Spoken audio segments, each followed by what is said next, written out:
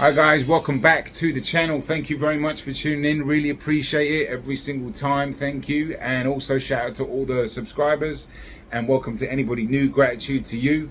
So this recent interview Tszyu did with a new channel, I'll leave the link because that interview is fascinating. Really excellent interview and an interview, if that makes sense. Link up here and in the description. Ringside with Tassie, I think it's called. He's only just done one video, but seems like they have a good relationship or have had a relationship in the past, and I highly recommend it. I'm going to pull a few sound bites from that clip, from that video into this, because one of my subscribers, shout out to you Dave Burnett, he sent me this link and I really appreciate it. I appreciate when subscribers or anybody either reach out to me in the comments or send me stuff. Keeps me in the loop. And you know, if you wanted to get to know Tszyu a little bit more, not that you haven't, but if you did want to go further into, watch this video, because this is the exact reason why, you know, I'm covering this guy so hard, because he's just such a humble gentleman that is capable of such savage violence.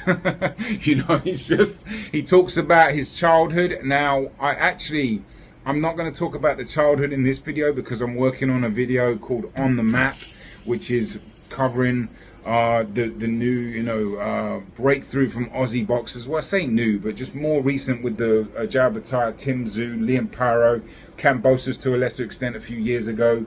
There's a few others, obviously Sam Goodman, and I'm going to talk about all of them, but I want to talk about their mentality and their upbringing. And this was the perfect video for that, because I've been talking about it and I want to dive in a little bit deeper, but I'm going to talk about some of that stuff in that, and it's going to be a full on 20-minute, you know, I'm going to put a lot of energy into that video.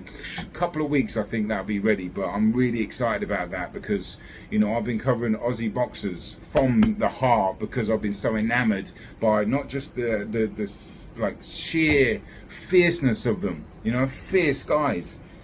It's the mentality, but it's the skill set matched along with that, and their desire and their ability to get the best out of themselves. I'm just like, it warms my heart so much, and I've just continued to do it, and I've gotten a lot of love from the Aussies, and shout out to you guys. I really appreciate it, so watch out for that. But with this one, he was talking about a lot of stuff. He talked about some of his fights. He talked about his toughest fight today, which was the Wade-Ryan fight. What would you say, like, your first sort of real test was? Was it obviously Jeff Horn, you think? Like, Wade Ryan. Oh, Wade, I'll go and yeah, of course. Yeah, I can't forget that guy. He's still going. Sure, that keeps it going. And he hits the canvas for the first time in his professional career. 10 months in. He's still upsetting people. Yeah. It's 10 months into my pro career. It was a big shock in my system. He was only 10 months into his pro career, right? He stepped up and had a 10-rounder, got dropped in the first round, and had to deal with some serious welcome to the pros adversity. And even to this day, he said that was his toughest fight. Still, I was inexperienced. Yep. Never gone through adversity. 10 rounds. Yeah. Adversity.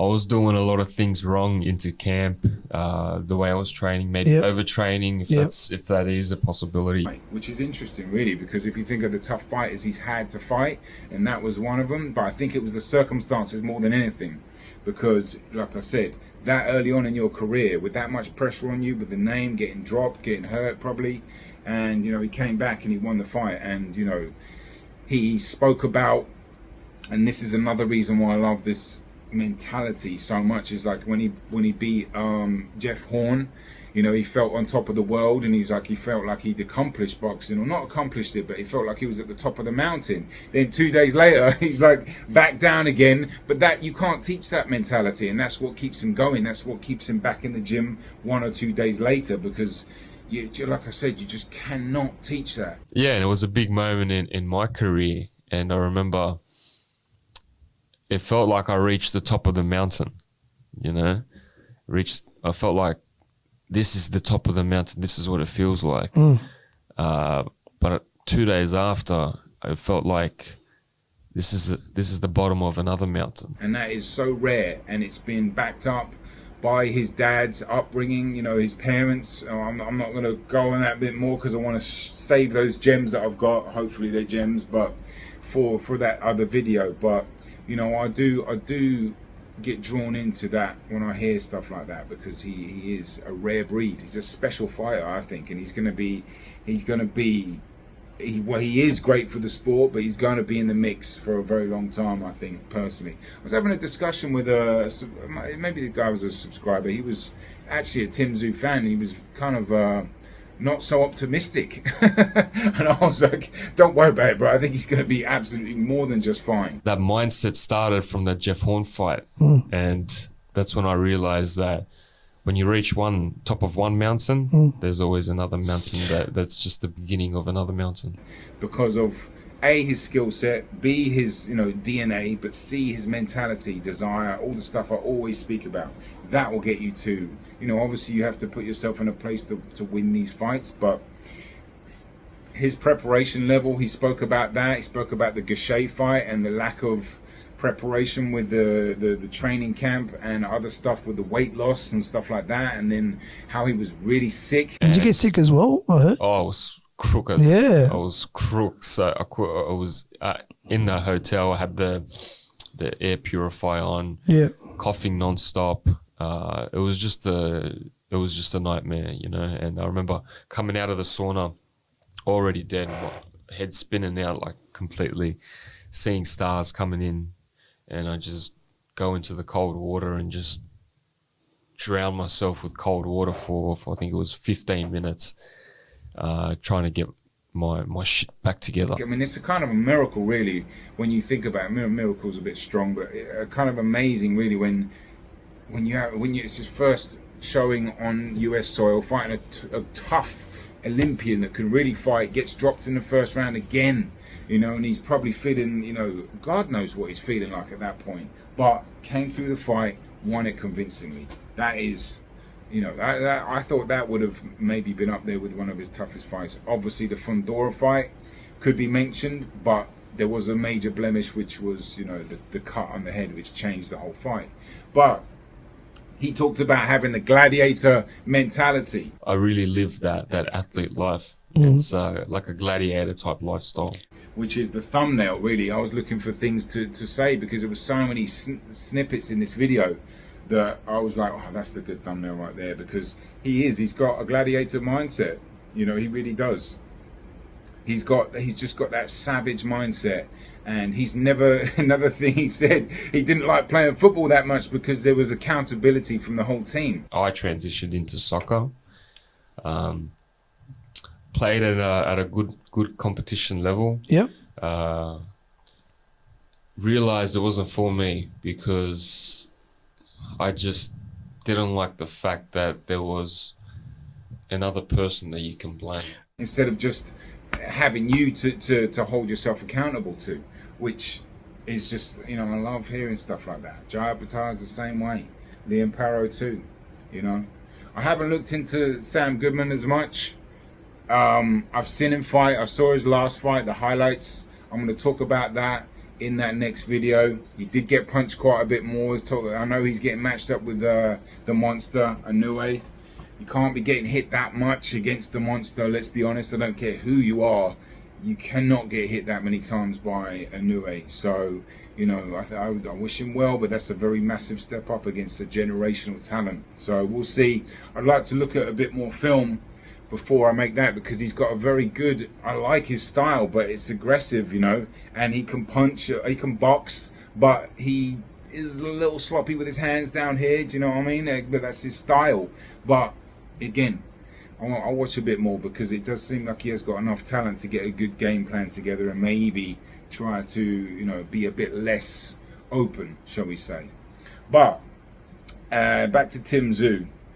His manager has been saying, they've got some fights announcements soon, I think he said. Absolutely, and just a quick Tszyu update where we're at. We saw him in Thailand. What's the plan there? He has started his training camp. He is getting ready for his next fight, and after we announce Nikita's date and venue, then we'll give you a little something from Tszyu.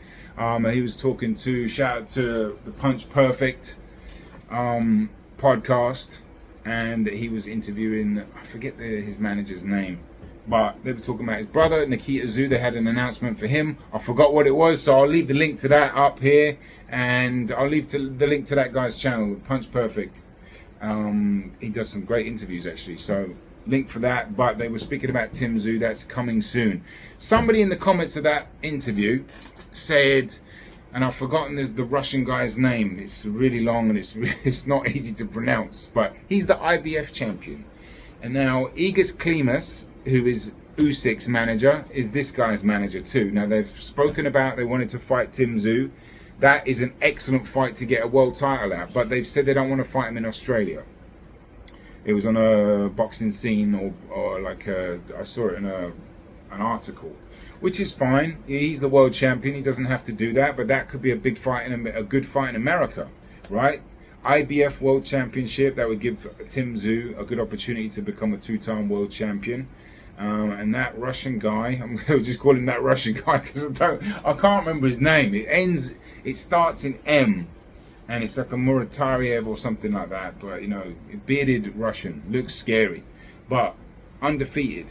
And he just fought Jack Colkay and beat him, stopped him in the 11th round. So he obviously can fight a little bit. So I think somebody in the comments mentioned that, and I tagged along. I was like, that's a really good shout because, as I said, the belts are a bit tied up with Madrimov and Bud. Then you have Fondora and Spence, but the IBF is with this guy and Tim Tszyu. I think that could be an excellent fight, even if it's in America. I'd strongly back Tim Tszyu. Although I got to watch a bit more of that Russian guy, but you know, I'd favour Tim Tszyu against anybody except for Bud Crawford in the junior middleweight division right now. I want to see how Bud looks against Madrimov, but I know he's getting on a little bit, and I know he's been a bit inactive, but honestly, I think he's still so good. I think right now, maybe a year or two might be a bit different, but right now, I'd favour Bud for sure. I think Tim Tszyu would give him his toughest fight, but anyway, that's it from me. Highly recommend you check out that video. Go and subscribe to that channel. Hopefully he does more interviews. And yeah, thanks a lot for tuning in. Really appreciate it. Look out for On The Map.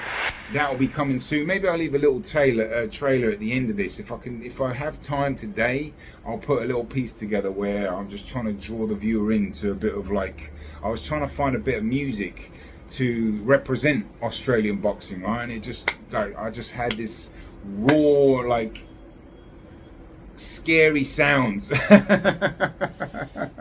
Scary dudes. Hopefully it makes sense. Excuse me, I just hiccuped at the same time as laughing. Anyway, I'm out of here, alright? Peace and love.